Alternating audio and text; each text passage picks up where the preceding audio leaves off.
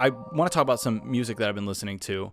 At the time of this recording, Mac Miller's album came out like a week or two ago, and it's good. It really is. It really feels like a complete Mac Miller album. Like, I don't feel like there is an insane amount that John Brian, I'm not sure how you pronounce his last name, finished up with, because there were several songs that actually were complete by Mac Miller. For anybody who doesn't know the context, before he died, he was, I don't even remember if he even got to tour his album or if he was about to go on tour for the album.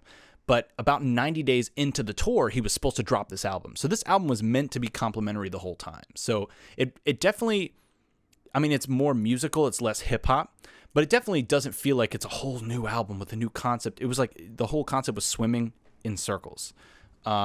And so they're very complimentary. They feel like, almost a double album in some ways, with similar themes, but definitely its own self-contained thing.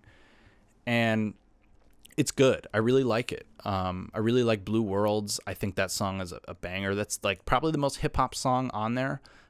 Good News is a great song. That's a good single.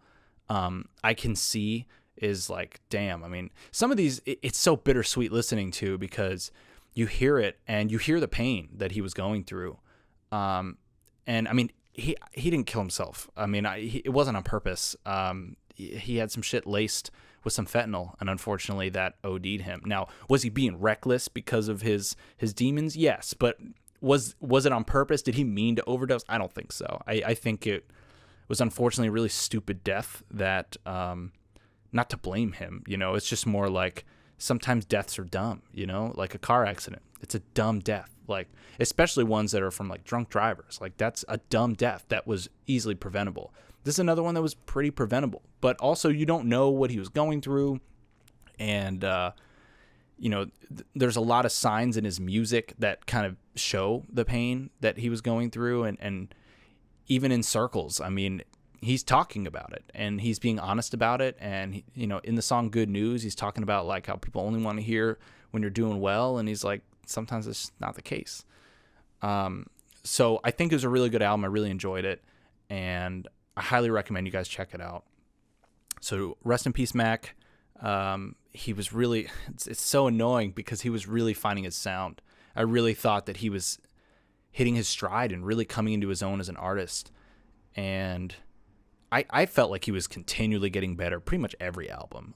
Every album I saw an improvement in him, and I saw a development where he was really doing some interesting things. He was making some good, sounds and melodies, and it's just frustrating when an artist so young and so talented gets taken from us so early.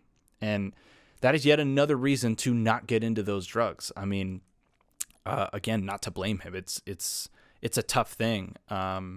And especially, I know he says in like a documentary, he says when you're rich, like, he was always the type that he would be like willing to try stuff, where they'd be like, hey, you want to try this? And be like, sure. And he would try it. And then on top of it, like, he had a lot of money to be able to buy a lot of it.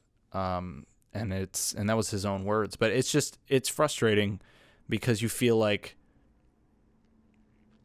the right influences around him should have been able to stop him from that reckless behavior. And that being said, I know a lot of people did tell him to chill out. But it's sad. It's just sad. There's just no way around it. It's sad. I wish he didn't die. Everybody dies, but like not everybody needs to die from a fucking drug overdose. So,